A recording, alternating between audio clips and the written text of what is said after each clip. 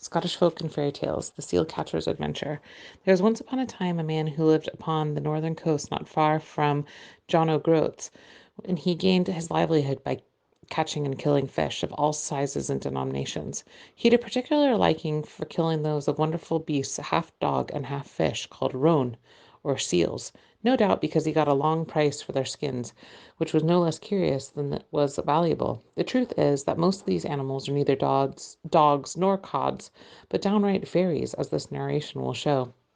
It happened one day, as this notable fisher had returned from the prosecution of his calling, he was called upon by a man who seemed a great stranger, and said he had been dispatched for him by a person who wished to contact him for a quantity of sealskins, that the fisher must accompany him, the stranger, immediately to see this person who wished to contract for the skins, as it was necessary that he should be served this evening. Happy in the prospect of making a good bargain, and never suspecting any duplicity, he instantly complied. They both mounted a steed belonging to the stranger, and took to the road with such velocity that although the direction of the wind was toward their backs, yet the fleetness of their movements made it appear that it had been in their faces. On reaching a stupendous precipice that overhung the sea, his guide told him he had now reached their destination. "Where is this person you spoke of?" inquired the astonished seal killer. "You shall see that presently," replied the guide, and that they immediately alighted, and without allowing the seal catcher much time to indulge the frightful suspicions that began to pervade his mind, the stranger seized him with an irresistible force, and plunged him headlong into the sea.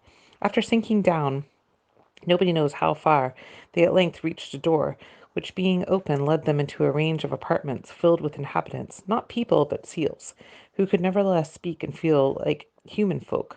And how much was the seal killer surprised to find that he himself had been unconsciously transformed into the like image. If it were not so, he would probably have died from want of breath. The nature of the poor fisher's thoughts may be more easily conceived as described.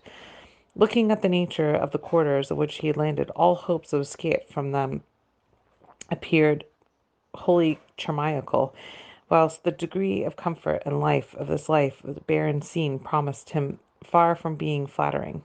The roan, who all seemed in very low spirits, appeared to feel for him, and endeavoured to soothe his distress, which he evinced by the amplest assurances of his personal safety. Involved in sad meditation on his evil fate, he was quickly roused from his stupor by his guide's producing a huge gully or clasp knife, the object of which was to put an end to all his earthly cares. Forlorn at this situation, however, he did not wish to be killed, and apprehending instant destruction, he fell down and earnestly implored for mercy.